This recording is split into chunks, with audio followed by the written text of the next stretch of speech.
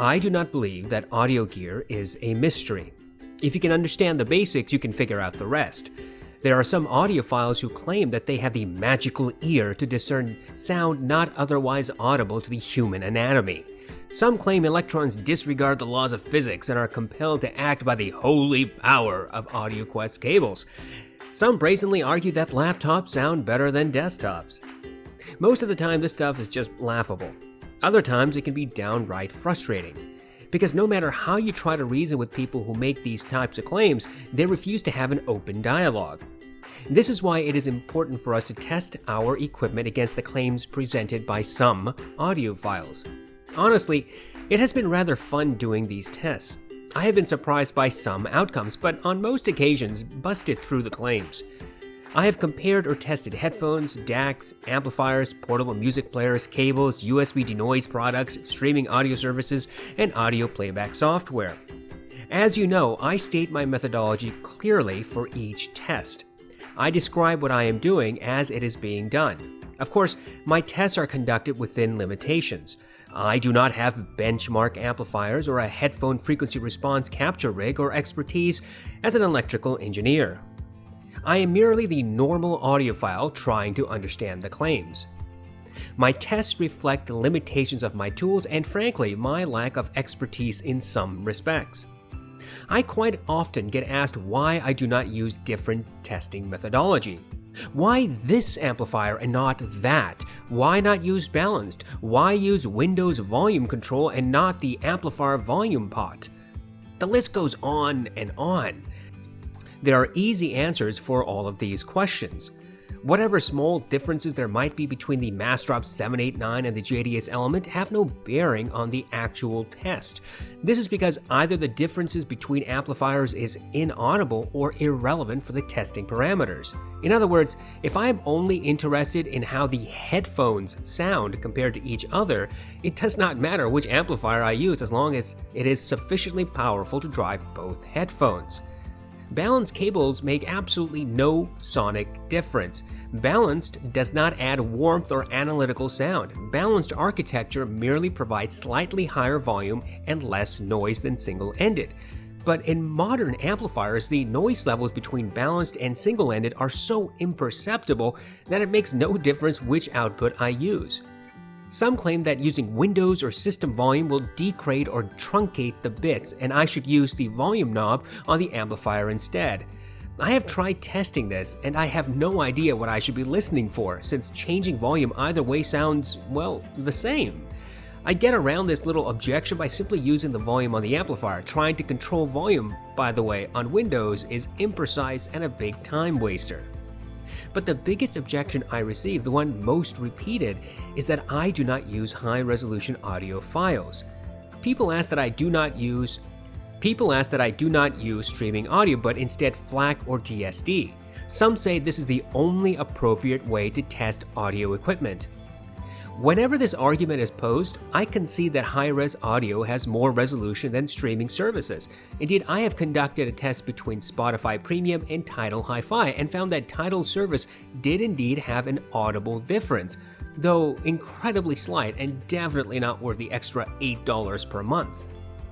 But the issue is not that high-res audio is more high-res than not high-res audio. That is a given. The real issue is the underlying hypothesis to this argument.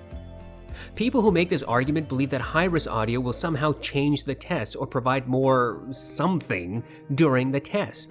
Moreover, they say that unless high-res audio is used, the tests are illegitimate and cannot be taken seriously.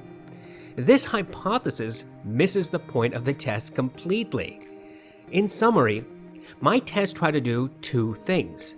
First, provide accurate information for the test, and second, provide testing parameters that can be replicated by anyone else. The reason I use Spotify Premium is because it is one of the most popular music services. Consequently, there is a significant chance anyone who watches a comparison video will have the ability to test their headphones using the exact same songs. The other reason is that it makes no difference whether I use high-res or Spotify. This should not come as a shock. Scientific testing does not require that all tools being used in the test be the most perfect or the most amazing. Scientific testing merely demands that you understand the character of your tools and take those flaws or variances into account when analyzing the results of the test. For example, if I have a tape measure that I know is 1/2 inches longer than any other tape measure, does that mean I simply cannot use the faulty one? If I am aware that whatever measurement I take needs to be shortened by 1/2 inch, why does the tool need to be changed? In the same vein, high-res versus non-high-res is a misunderstood argument.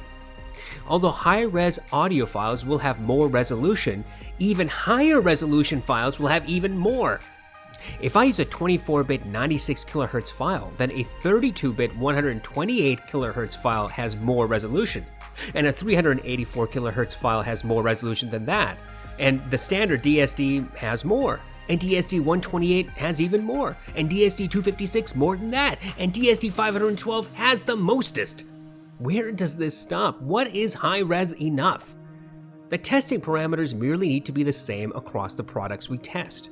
In other words, if I were testing the LCD1 and comparing it to the Sundara, my only requirement for a fair test would be that both headphones use the same amplifier, same DAC, same audiophiles, and same listener. That's it.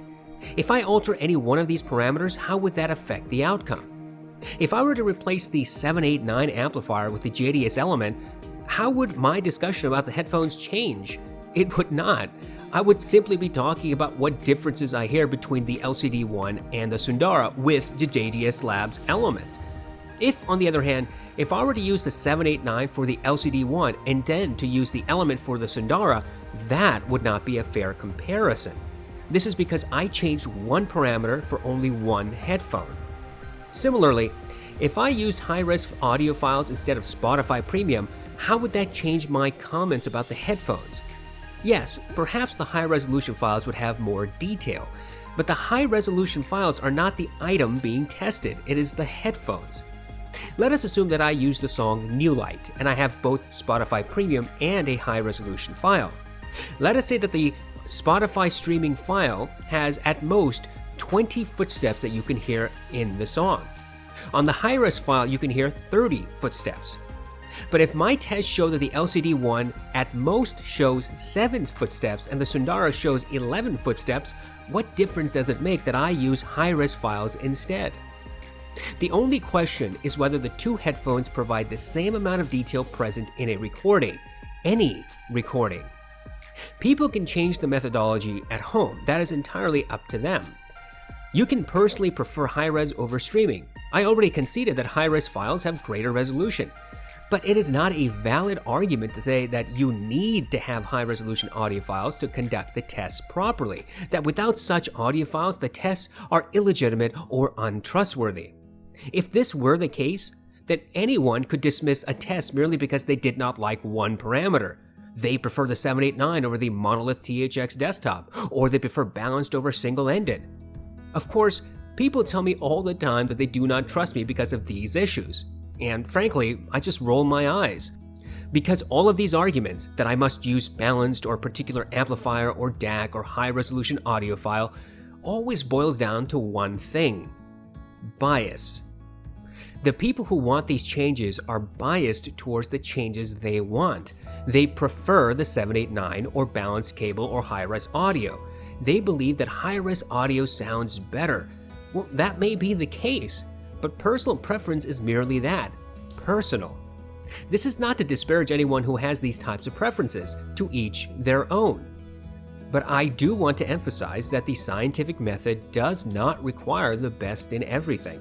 It merely requires that the person doing the test knows what the tools can and cannot do. In short, if you feel like you want to test your own headphones or other audio gear, my suggestion is that you do not waste time on buying high-resolution audio. If you do not already have it, then do not waste money getting it. You merely need to have the same testing parameters throughout your test. If you use a FIO Q1 with your iPhone 5 and an MP3 file to test two headphones, and you hear a difference in the sound between those two headphones, you have conducted a valid test, because you use the same testing parameters for both headphones. You will need to adjust your conclusion based upon whatever faults your tools have, if any. But once you make the corrections, your conclusion is as valid as anyone else's who conducted their own test using completely different methodology. I want people to know audio is not a mystery. I want people to feel empowered to do their own test without the fear of being ridiculed or sidelined. If you intend to test your audio gear, just be consistent with your tests. Be honest about what you hear. Beyond that, any other change or alteration you make is merely an alteration to the testing tools, nothing more and nothing less.